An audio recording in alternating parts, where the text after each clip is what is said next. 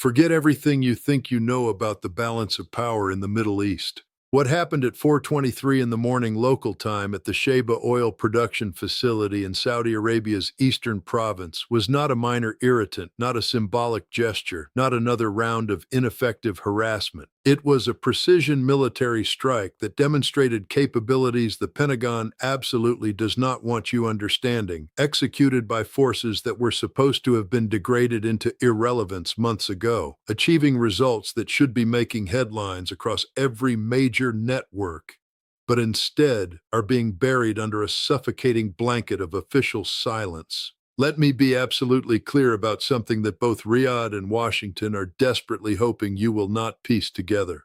The Houthi movement, operating from one of the poorest countries on earth, just temporarily shut down oil production infrastructure that processes approximately 2 million barrels per day using a combination of ballistic missiles and unmanned aerial vehicles that traveled over 1,400 kilometers through multiple air defense zones to reach their targets. And those targets were not randomly selected. They were surgically chosen components of the hydrocarbon separation systems, the precise infrastructure points where crude oil gets processed before entering the export pipeline network.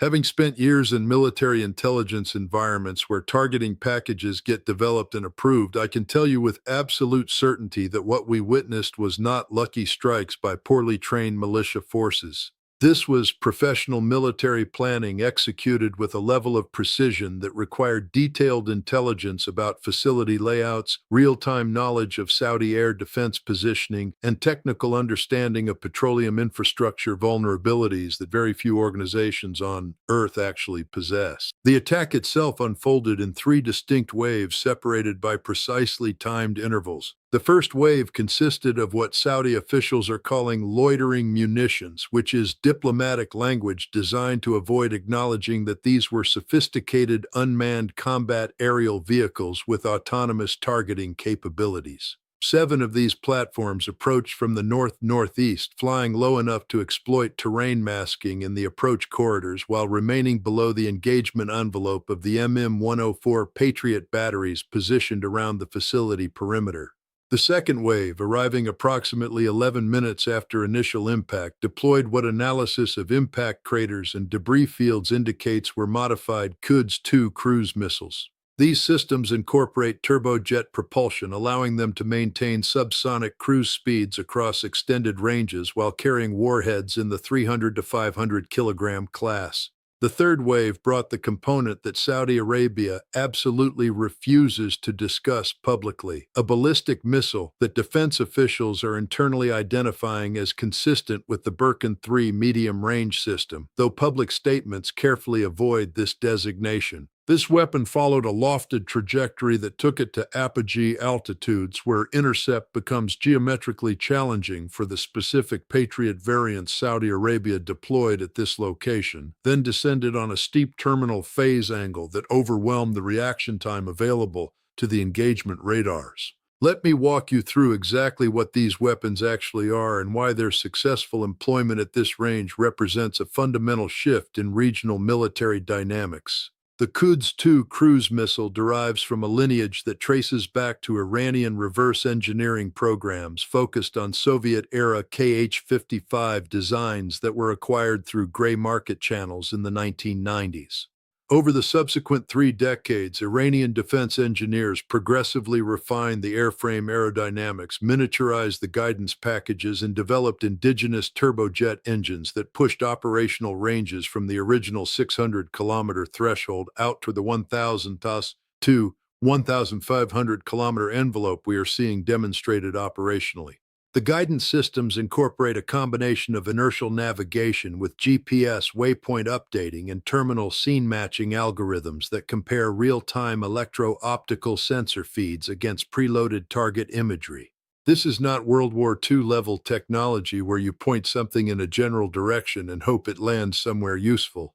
This is precision strike capability operating at accuracy parameters measured in single-digit meters, not hundreds of meters. The warhead configurations employ tandem-shaped charges designed specifically to defeat the reinforced concrete and steel barriers protecting critical petroleum infrastructure components. You do not develop that kind of specialized munition by accident. You develop it because you have studied the exact construction specifications of the facilities you intend to target. You understand the metallurgy of the pressure vessels and separation towers you need to penetrate, and you have conducted the engineering analysis required to optimize standoff distance, cone angle, and explosive composition for maximum terminal effect against those specific material properties.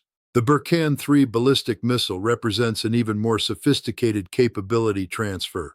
This system employs a two-stage solid fuel motor configuration that generates the thrust profiles necessary to reach the altitudes and velocities required for medium-range engagement. The first stage burns for approximately 65 seconds, accelerating the missile through the densest portions of the atmosphere and establishing the trajectory that will carry the weapon toward its target area. Stage separation occurs at approximately 80 kilometers altitude, after which the second stage ignites and continues powered flight for another 40 to 45 seconds, pushing the payload to velocities in the 2,400 to 2,800 meters per second range at burnout. From that point, the warhead section follows a ballistic arc until terminal phase, when a maneuvering re-entry vehicle separates and employs either aerodynamic control surfaces or small thrust vector nozzles to make final trajectory corrections based on inertial guidance updates. The circular error probable, meaning the radius within which 50% of shots will land, appears to be in the 25 to 40 meter range based on observed impact patterns from previous employment. For a ballistic missile engaging fixed infrastructure targets, that represents operationally effective accuracy that allows reliable targeting of specific buildings within a larger facility complex. Stay with me, because what I am about to explain is where this situation transitions from concerning to strategically destabilizing.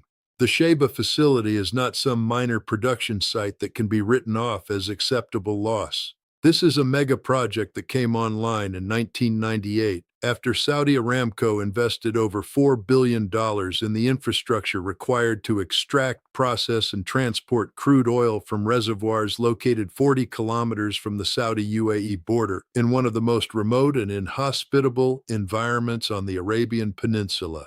The facility processes Arabian extra light crude, a particularly valuable grade that trades at premium pricing due to its low sulfur content and high API gravity, making it ideal feedstock for refineries producing transportation fuels and petrochemicals. When you temporarily shut down 2 million barrels per day of production from this specific grade, you are not creating a minor supply disruption that global markets can easily absorb. You are removing a specific product stream that certain refineries have optimized their processing configurations to handle, forcing them to either run at reduced capacity or switch to alternative feedstocks that produce lower-value product slates and generate higher operational costs. The economic implications extend well beyond the immediate production loss. Saudi Arabia's entire national economic model, the fiscal framework that funds government operations and maintains the social spending programs that keep domestic political stability intact, depends on sustaining oil export revenues in a very specific range. The kingdom needs oil prices above approximately $78 to $82 per barrel to balance its national budget given current spending commitments. When production infrastructure gets successfully attacked and markets begin pricing in the risk that additional facilities might face similar threats, oil prices spike upward in ways that create complex political dynamics. Higher prices benefit Saudi Arabia's revenue position in the short term, but they also accelerate demand destruction in importing countries, incentivize additional production from competing suppliers, and create political pressure that can force policy changes the kingdom would prefer to avoid. What you need to understand is that successful attacks on oil infrastructure create second-order and third-order consequences that cascade through global economic and political systems in ways that extend far beyond the immediate tonnage of steel and concrete that got destroyed. Before we go any further, I need you to understand something about the strategic messaging embedded in this targeting selection. The Houthis, or more accurately, the forces operating under that designation who receive varying degrees of support and direction from Iranian advisors and planners, did not attack Sheba because it was the easiest target to reach or because it happened to be convenient. They attacked Sheba because it sits 1,400 kilometers from launch areas in northern Yemen, requiring these weapons to overfly Saudi air defense networks that have consumed tens of billions of dollars in American and European equipment purchases over the past 2 decades. The message is not, we got lucky and managed to hit something. The message is, we can reach any facility in your territory regardless of how much you spend on air defense, and we can do it with enough precision to hit the specific components that will cause maximum economic damage. That is not harassment. That is strategic coercion through demonstrated military capability. Keep watching because the next part is where the geopolitical dimensions start coming into focus and you begin to understand why the Biden administration has maintained such conspicuous public silence about an attack that under normal circumstances would have triggered immediate statements about defending partners and maintaining regional stability. The relationship between Washington and Riyadh has been deteriorating steadily since the OPEC Plus production cuts that Saudi Arabia engineered over explicit American objections, cuts that help sustain oil prices at levels the Biden administration considered economically damaging to American consumers facing inflation pressures. Then came the Chinese brokered détente between Saudi Arabia and Iran, a diplomatic development that represented a direct challenge to American primacy in shaping Middle Eastern security arrangements and demonstrated that major regional actors were willing to pursue independent diplomatic initiatives without coordinating through Washington. More recently, you have Saudi Arabia conducting bilateral discussions about potential security arrangements with Iran that would involve explicit understandings about not attacking each other's critical infrastructure in exchange for various forms of Iranian restraint regarding proxy force activities throughout the region. Now put yourself in the position of decision makers in Riyadh trying to calculate the reliability of American security commitments. You have spent 40 years building military and economic relationships predicated on the assumption that American power would guarantee your regime's survival and protect your critical infrastructure from regional threats. You have purchased hundreds of billions of dollars worth of American weapons systems and paid for training programs and maintenance contracts that were supposed to provide you with air defense capabilities that could protect against exactly the kind of attacks we just witnessed. And those systems either failed to detect the incoming threats, failed to successfully engage them, or were positioned in ways that left gaps the attackers successfully exploited. Regardless of which explanation applies, the outcome is the same. Your most critical infrastructure just got successfully attacked by forces operating from one of the poorest countries in the region, and the American security umbrella you have been paying for did not prevent it from happening. That is a credibility crisis that forces fundamental reassessment of strategic assumptions. What the mainstream media coverage will not tell you, because they either do not understand it or have been politely discouraged from emphasizing it, is that this attack represents a proof of concept for a much larger strategic threat.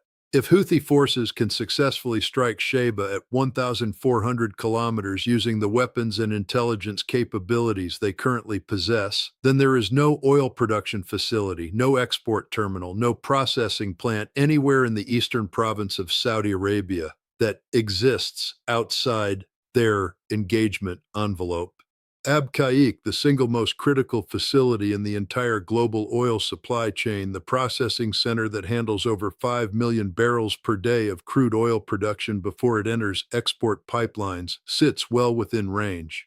The Ras Tanura export terminal, the offshore loading facilities at Juaima, the production fields at Gawar and Khurais, every single component of the infrastructure that allows Saudi Arabia to function as a major oil exporter exists under a demonstrated threat umbrella that recent events have proven is not effectively countered by existing air defense deployments. I have watched this pattern play out over decades in enough different theaters to recognize what we are seeing.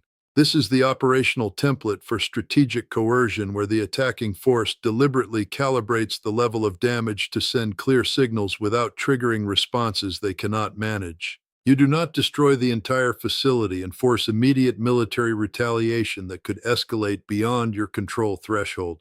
You hit specific components that cause substantial economic damage and demonstrate your capability to inflict far worse destruction if you choose to escalate further. Then you wait to observe how the target state responds. If they choose military retaliation, you have additional escalation options already prepared. If they choose diplomatic accommodation, you have successfully used limited military force to achieve strategic objectives without fighting a larger war. What happened at Sheba was a calibrated demonstration, not an all-out attack. The truly alarming question is what happens when the next demonstration occurs, and the one after that, as part of a pressure campaign designed to fundamentally alter Saudi Arabia's strategic calculations about its relationship with Iran, its coordination with American policy objectives, and its willingness to sustain oil production levels that Tehran views as contrary to Iranian economic interests. Let me tell you what actually happens inside the rooms where these decisions get made, because I have sat in enough similar environments to understand the psychological and institutional dynamics that shape responses to events like this. Saudi decision-makers are simultaneously facing domestic political pressure that demands visible retaliation to demonstrate strength, economic imperatives that require restoring production as rapidly as possible to minimize revenue loss, security concerns about whether existing air defense networks can prevent follow-on attacks, and strategic questions about whether they are better served by military confrontation or diplomatic accommodation with the forces that just attacked them. The American position, to the extent there is a coherent American position, remains fundamentally ambiguous. Public silence suggests Washington does not want to be drawn into military confrontation with Iranian proxies over Saudi infrastructure, but that silence also signals to Riyadh that American security commitments may be less robust than previously assumed. That ambiguity creates space for all parties to pursue options that would be foreclosed by explicit American statements of support or opposition. What you need to understand about Iran's actual strategic calculus, and I am speaking here as someone who has studied Iranian decision-making processes across multiple administrations and crisis situations, is that Tehran views the current regional security environment as uniquely favorable to advancing long-term objectives. American military presence in the region has contracted substantially from peak levels. Saudi Arabia has demonstrated willingness to engage in diplomatic dialogue after years of confrontation. The global oil market remains tight enough that disruption threats carry substantial coercive potential, and the network of proxy forces that Iran has cultivated across multiple countries has matured to the point where they can conduct sophisticated military operations that would have been beyond their capability a decade ago. From the Iranian perspective, this is a window of opportunity to fundamentally reshape regional security arrangements in ways that reduce American influence, constrain Saudi freedom of action, and establish Iranian preeminence in shaping outcomes across the Middle East. You think you have heard the worst of it. You have not even close. Because the attack on Sheba represents just one component of a broader campaign that has been unfolding across multiple theaters with a level of coordination that suggests centralized planning rather than independent proxy force initiatives. In Iraq, you have seen a sustained increase in attacks on American military positions using increasingly sophisticated unmanned aerial systems. In Syria, you have got weapons convoys getting interdicted by forces that somehow possess real-time intelligence about movement schedules and routing. In the Red Sea and Gulf of Aden, commercial shipping continues to face harassment that has driven insurance costs upward and forced routing changes that increase transit times and fuel consumption. In Lebanon, Hezbollah has been conducting training exercises that just happen to simulate exactly the kind of precision missile strikes against infrastructure targets that we witnessed at Sheba. These are not coincidental parallel developments. This is a coordinated strategy employing multiple proxy forces to apply pressure across numerous geographic locations simultaneously, forcing adversaries to disperse defensive resources and creating opportunities for breakthrough success in sectors where defensive coverage proves inadequate. The implications for global energy markets over the next 6 to 18 months should be causing far more concern than I am seeing reflected in current pricing or in the policy discussions happening in Washington.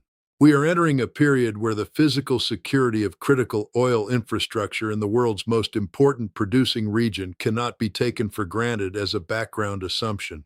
That is a fundamental change in the risk calculus that should be forcing major reassessments of everything from strategic petroleum reserve policies to investment decisions about renewable energy transition timelines to military force posture planning throughout the Central Command area of responsibility. But instead, what we are getting is official silence from the Biden administration, muted coverage from mainstream media outlets that apparently received guidance to avoid amplifying the story, and Saudi statements that acknowledge the attack occurred while minimizing its significance in ways that seem calculated to avoid creating panic in oil markets or forcing political responses they would prefer to defer. What I have not yet told you is where this truly becomes dangerous, and I need you to stay with me through this next section because it connects directly to decisions being made right now that will determine whether we see escalation or accommodation over the coming weeks. Saudi Arabia faces a fundamental strategic choice. Option 1 is military retaliation, either through direct Saudi strikes against Houthi positions in Yemen or through coordination with American forces to conduct broader campaign targeting the command and control networks and weapons storage facilities that enable these attacks. That option carries substantial risks. It could trigger Iranian responses that escalate the conflict beyond the proxy level. It could invite additional infrastructure attacks before air defenses can be adequately reinforced. And it requires a level of American military support that the Biden administration has shown little enthusiasm for providing. Option 2 is diplomatic accommodation, essentially accepting that Saudi infrastructure exists under a demonstrated threat umbrella and pursuing negotiations aimed at reducing that threat through political concessions and security understandings. That option also carries risks, primarily domestic political backlash from constituencies who view accommodation as weakness and regional perception shifts that could encourage additional pressure from Iran and its proxies. The choice Saudi Arabia makes will largely depend on their assessment of whether American security commitments remain credible enough to support a military response option. And that assessment is being shaped right now by the Biden administration's silence. Every day that passes without strong American statements supporting Saudi Arabia and condemning the attacks represents another data point, suggesting that Washington is not prepared to back military confrontation over this issue. That creates a dynamic where Saudi decision-makers begin seriously considering the accommodation pathway, not because they prefer it strategically, but because they conclude the military option lacks the external support required to execute it successfully. This is how regional security orders shift, not through dramatic military confrontations and decisive battles, but through accumulated small decisions where states revise their assessments of who can be relied upon and who cannot, which commitments remain credible and which have eroded, what actions carry acceptable risk and which have become too dangerous to attempt. For the global economy, the potential consequences extend well beyond the immediate production loss at Sheba. If Saudi Arabia concludes that it cannot reliably defend its infrastructure and must accommodate Iranian preferences regarding oil production levels, you are looking at a fundamental shift in the supply side of the global oil market. Saudi Arabia has historically served as the swing producer willing to adjust output levels to stabilize prices and maintain market balance. If that role gets constrained by security concerns and Iranian pressure, you lose the stabilization mechanism that has prevented oil price volatility from becoming substantially worse than it already is. Markets that have assumed Saudi Arabia will always produce at maximum sustainable capacity to maximize revenue may need to adjust to a new reality where production decisions reflect security considerations and diplomatic arrangements with Tehran as much as pure economic optimization. For American strategic interests, the erosion of Saudi confidence in Washington's security commitments represents a broader pattern of alliance relationships coming under strain. Japan watches American responses to Chinese pressure in the Western Pacific. South Korea watches American responses to North Korean provocations. NATO members watch American responses to Russian aggression, and they are all making their own assessments about whether American security guarantees remain sufficiently credible to base their own security planning upon.